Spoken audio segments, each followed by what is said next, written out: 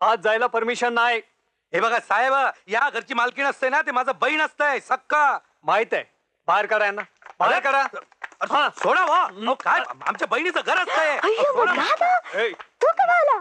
बाहेर का थांबला? आज चल की. हे कोण दाराशी बांधून ठेवलंय? हा, आज सोडायला तयार नाही. अहो अहो सोडा त्याला, माझा भाऊ तो. कमिशनर साहेबांचा हुकूम आहे, आतमध्ये कोणालाही सोडता येणार नाही. अहो पण परमेश्वर जरी आलं तर आतमध्ये सोडता येणार नाही. समजलं मॅडम? सॉरी. मी म्हणेन मी यांना सांगते. नाही नाही, मान्य आहे ना, मान्य आहे ना. मग माझ्या घराभोवती एवढा खडा पहारा असताना एक माणूस माझ्या घरामध्ये बसवण्यात काय पॉइंट आहे सांगा मला. नाही, मला काय म्हणायचंय, असं करायला काय हरकत नाही. पण मी काय म्हणतो, काय ग, माझा भाऊ तिथे बाहेर उभा आहे घराकडे. माणसं त्याला आत येऊ देत नाहीत. मी बाहेर, तुम्ही त्यांना प्लीज सांगा ना. पाहिलात कमिशनर साहेब, माझा मेवणा आलाय. हो हो हो, हिचा सख्खा भाऊ. हो, तुमची माणसं त्याला आतमध्ये घेत नाहीयेत. बघा ना. तुमची ऑर्डरच आहे तशी म्हणे. आता मला सांगा, याच्यात काय अर्थ आहे का? हा, म्हणजे एक अनोळखी माणूस माझ्या घरामध्ये बसून मी कूस बदलली तरी माझ्याकडे टवकारून बघतोय, आणि माझा मेवणा बेवारशासारखा दरवाजाच्या बाहेर उभा आहे. हे बरोबर आहे का मला सांगा तुम्ही? बघा म्हणजे काय तुम्हाला बघितलं ना तुम्ही? हा, घ्या, तुमच्याशी बोलायचं घ्या.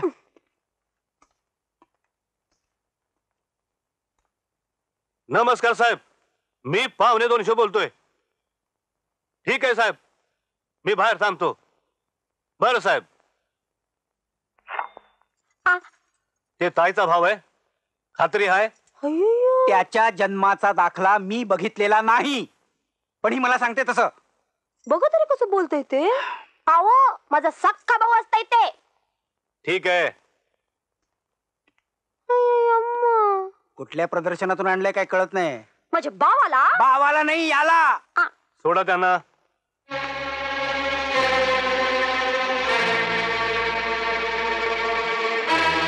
ये दादा. हे काय भानगड असतंय? कसलं संरक्षण ते? काय सांगायचं दादा, हे सांगतील तुला सगळी कर्मकथा. कृष्णे, गरम गरम एक कप चहा घेऊन ये बघ, दमून आलोय. आत्ता आणते. हा सांगा. काय नाही हो दादा, ते मी धारवाडला गेलो होतो ना, तेव्हा एका हॉटेलमध्ये उतरलो होतो, तुम्हाला माहिती असेलच. मी त्याच्या औरसपणाची शंका घेत नाहीये मोहिते. मला काळजी वाटते ती चिपळूणकरांच्या सुरक्षिततेची. घरात जितकी माणसं कमी तितक्यात चुका कमी, आणि जितक्या चुका कमी तितकीच सुरक्षितता अधिक. समजलं? Yes sir. आता हा जो कोण भाऊ आलाय त्यानं एखादी खिडकी उघडली किंवा गच्चीवर हवा खायला गेला आणि परत येताना दरवाजाला कडी लावायला विसरला, तर हे आपल्याला केवढ्याला पडेल? No, I am against it. हो, पण मग आता आपण काय करू शकतो? सिक्युरिटी वाढवली पाहिजे. अडकलो होतो. आता पोलिसांना वाटतं की त्या मारेकऱ्याच्या दृष्टीने मी एक डेंजरस माणूस आहे. मला संपवण्याचा तो निश्चितपणे प्रयत्न करेल. सगळं कसं विचित्रच आहे बघा. पण काय हो, तो मारेकरी की काय, तो दिसायला कसा होता? हा, तसा चांगला उंचापोरा होता, ताकदीचा माणूस होता, बोलायलाही गोड, सभ्य, व्यवस्थित कपडे घालणार.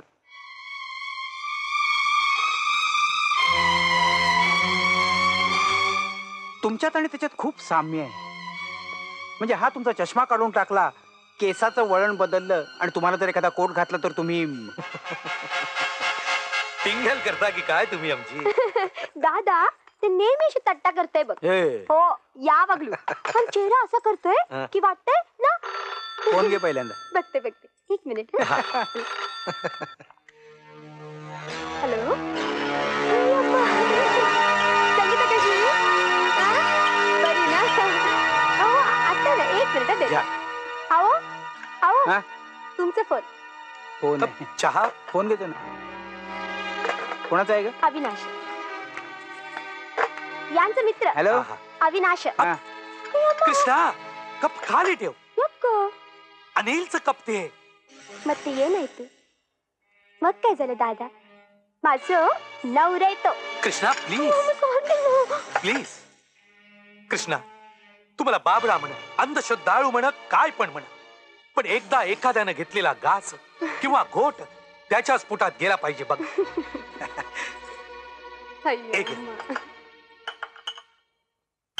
हे तुझं कप. सत्यवाद दादा, कधी कधी तू म्हणजे 90 वर्षाच्या म्हाताऱ्यापेक्षा कर्मठ बनतोय बघ. तू जेवायला थांबते ना की त्यात पण काही नियम असतोय? मित्राकडे उतरलोय, जेवायची वाट बघील तो आमची. इल्ला फोन कर की तुझ्या मित्राला, सांग की येत नाही म्हणून. अगं पण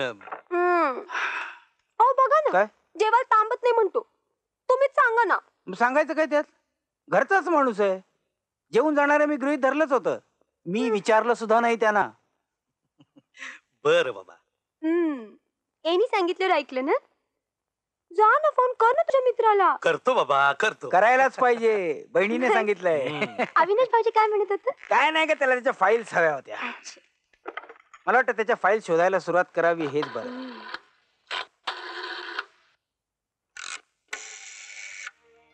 गेले कित्येक दिवसात कोणत्या फाईल्स कुठे ठेवल्या?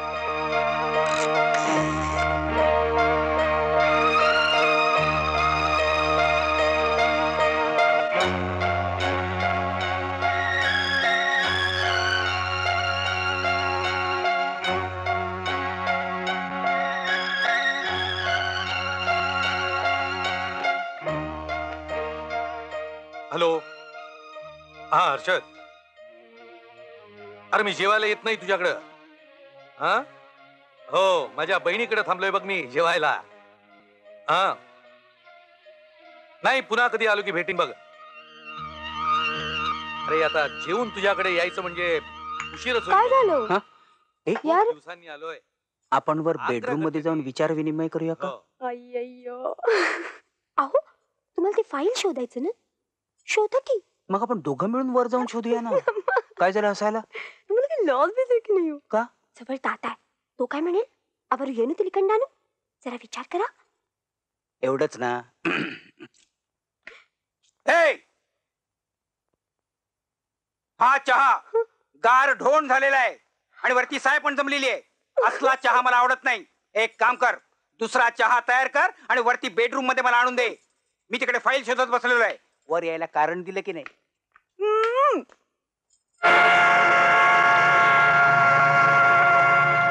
येस.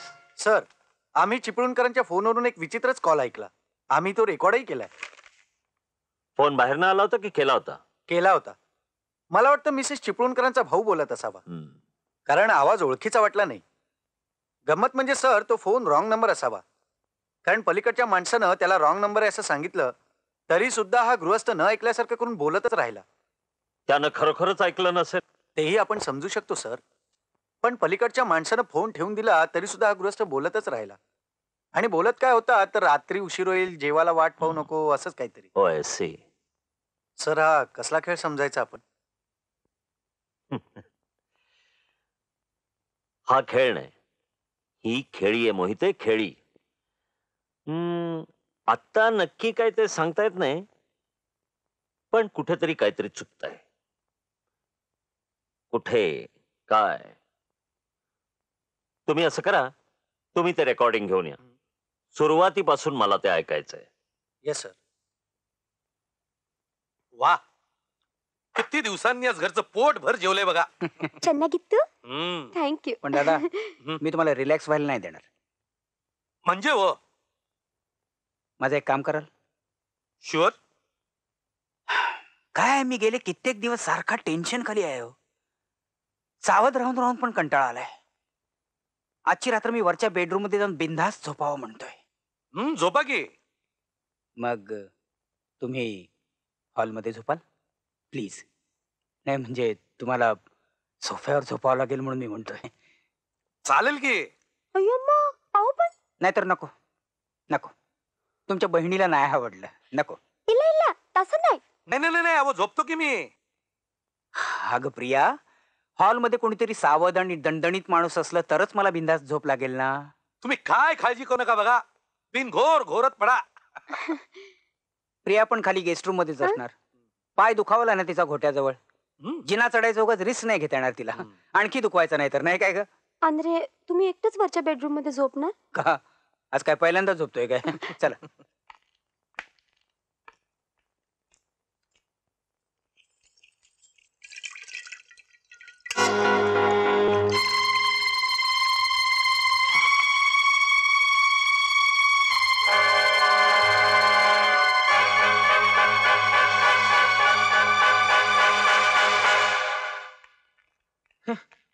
जरा फिरून यावं म्हणतो आम्ही. हा.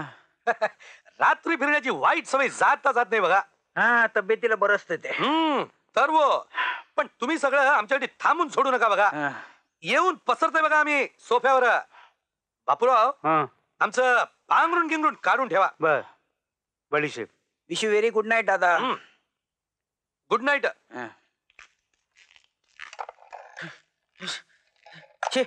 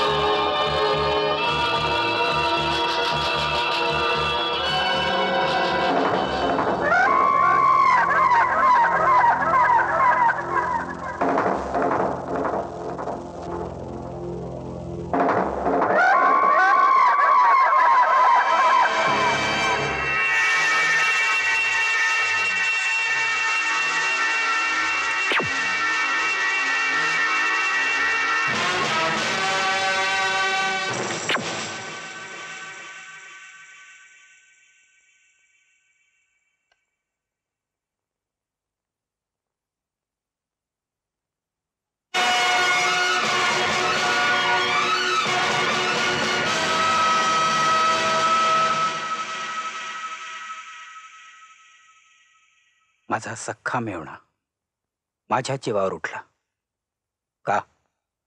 कशासाठी केलंस हे सगळं? त्याचं उत्तर आमच्या जवळ आहे मिस्टर चिपळूणकर. हा तुमच्या जीवावर उठला त्याचं कारण आम्हाला हवा असलेला मारेकरी बलराम धारवाडकर उर्फ बल्ल्या तो हाच तुमचा सख्खा मेवणा. साहेब साहेब काय झालं? काय झालं साहेब? माझ्या जीवावर उठलेला मारेकरी बघायचा आहे तुला? हा बघ, हा माझा सख्खा मेवणा.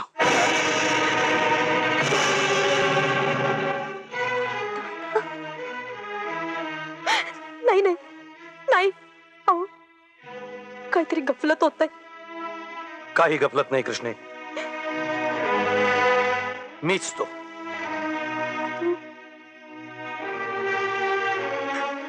माझा भाऊ आणि माझ्या सौभाग्यावर उठला का? कशासाठी? कशासाठी? माझ्या रहस्याचा एकमेव साक्षीदार तुझा नवरा अनिल होता. त्याला जिवंत ठेवणं माझ्या दृष्टीनं धोक्याचं होतं. कारण आज न उद्या त्यानं मला नक्कीच ओळखलं असतं. आमच्या धंद्यात अशी रिस्क घेऊन चालत नाही कृष्णे. आज आपला टाइम खराब होता कमिशनर, नाही तर बाप जन्मात तुमच्या हाती लागलो नसतो. वेळ तर खराब होतीच. 3 साक्षीदार मेले तेव्हा आमची आणि आज तुझी. तुझी पहिली घोडचूक म्हणजे टेलिफोनवरचा तुझा वास्तववादी अभिनय. तो फोन आम्ही टॅप केला होता. नंतर माझ्या लक्षात आली ती तुझी फोन करण्याची विशिष्ट पद्धत. डाव्या हातानं तुझ्या हातावरचं गोंधण, सिगारेटचा उग्र वास जो धारवाडलाच माझ्या नाकात घुसला होता. हे सगळं लक्षात आल्यानंतर माझी 100% खात्री पटली की तो तूच आहेस. तूच. ज्यावेळी तू बंगल्याच्या बाहेर अस्तित्वात नसलेला खुनी पायपावरून चढून आत येतो अशी दिशाभूल करणारी नाटकं करत होतास, त्यावेळी इथं आत आम्ही आमच्या नाटकाची तयारी करत होतो. नाही,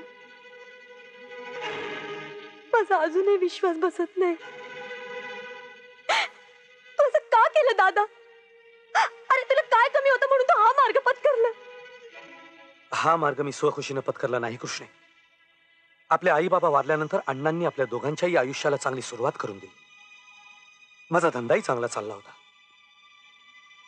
आणि मग मला व्यसन लागलं आणि ते व्यसन इतकं पराकोटीला गेलं मिळवण्यासाठी मी कुठच्याही थराला जाऊ शकत होतो. त्याच दरम्यान मला माझा बॉस भेटला आणि त्याने जो मार्ग दाखवला त्याच मार्गावर मी नकळतच चालत राहिलो. एक दिवस माल पोचवताना आमच्यातल्याच एका माणसाला मी ठार मारलं आणि माझ्या बॉसनं बक्षीस म्हणून मला भली मोठी रक्कम दिली.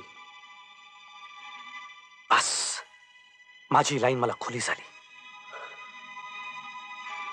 एक माणूस मारला की साली वर्षभराची कमाई एका दिवसात. अरे तू माणूस आहेस की सैतान? I am sorry Mrs Chiplunkar. च्या नादी लागलेला माणूस माणूस राहत नाही. त्याला आई बाप बहीण भाऊ ही सगळी नाती तुच्छ वाटू लागतात. अंमली पदार्थांचं व्यसन म्हणजे हिंस्त्र श्वापदाची गुहा आहे. तिथे फक्त जाणाऱ्या पावलांच्या खुणा दिसतात, येणाऱ्या पावलांच्या नाहीत. बलराम, आमच्या 3 साक्षीदारांचे खून केल्याबद्दल आणि मिस्टर अनिल चिपळूणकरांच्या खुनाच्या प्रयत्नाबद्दल मी तुला अटक करत आहे. कॉन्स्टेबल, अरेस्ट हिम. रिव्हॉल्वर. मिस्टर चिपळूणकर, उद्या सकाळी पोलीस स्टेशनला येऊन रीतसर जबानी द्या. घेऊन चल त्याला.